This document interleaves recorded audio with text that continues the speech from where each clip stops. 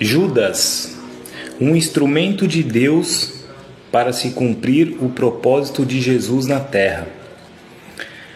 Hoje eu trago esse discípulo aqui de Jesus, que foi um dos 12 que andaram com ele, para mostrar um entendimento e até uma libertação para você que muitas vezes não tem o conhecimento necessário para entender qual foi o propósito real de Judas na humanidade e na vida de Jesus.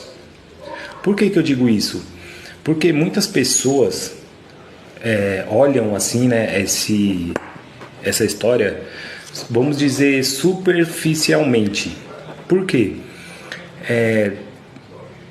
Ao modo humano, se você olhar para essa história de Judas, você vê que ele foi um safado, né? Vamos dizer assim, um traíra. O traidor traiu Jesus por causa de 30 moedas de prata e tal, influências políticas naquela época.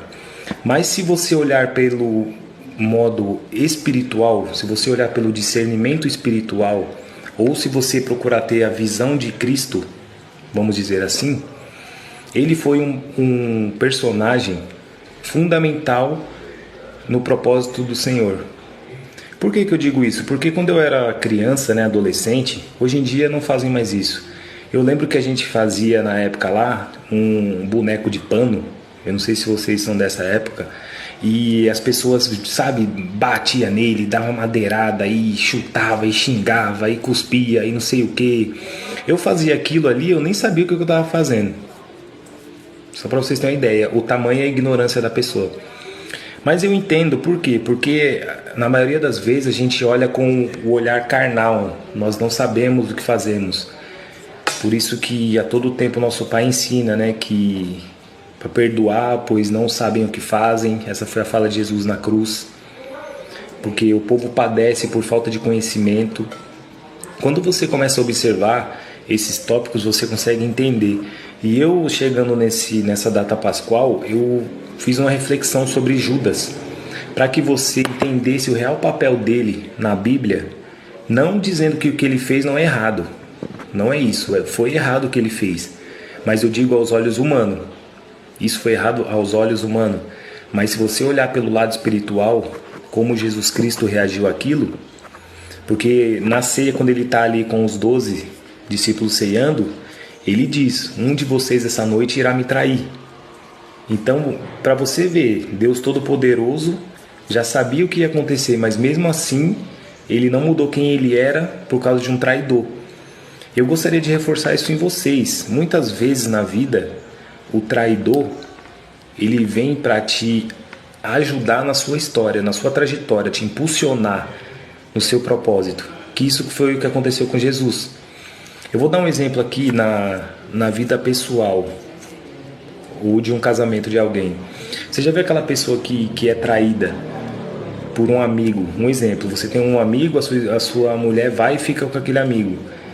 No seu entendimento humano, você acha que aquilo foi uma pilantragem, É o famoso talarico.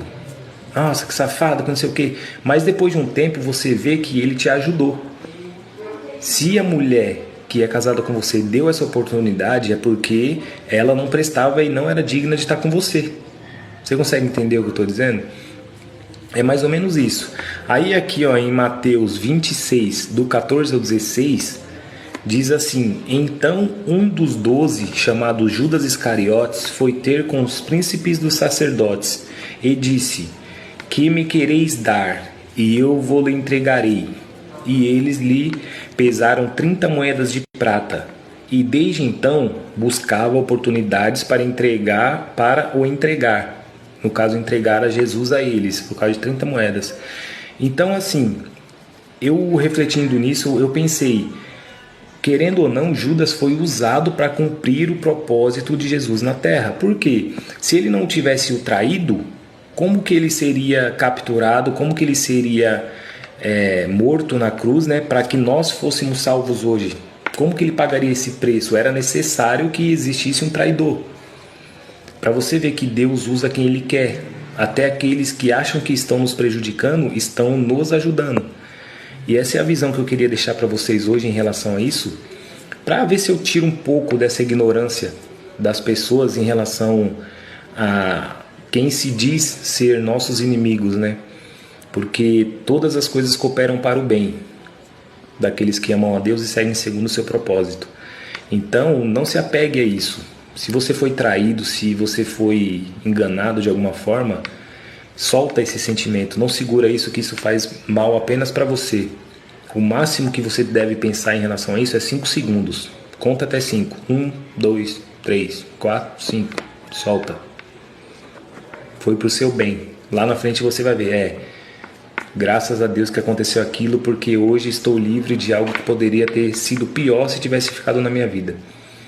Espero que essa mensagem tenha sido útil para vocês e que vocês possam aprender de alguma forma com o pouco conhecimento que eu tenho.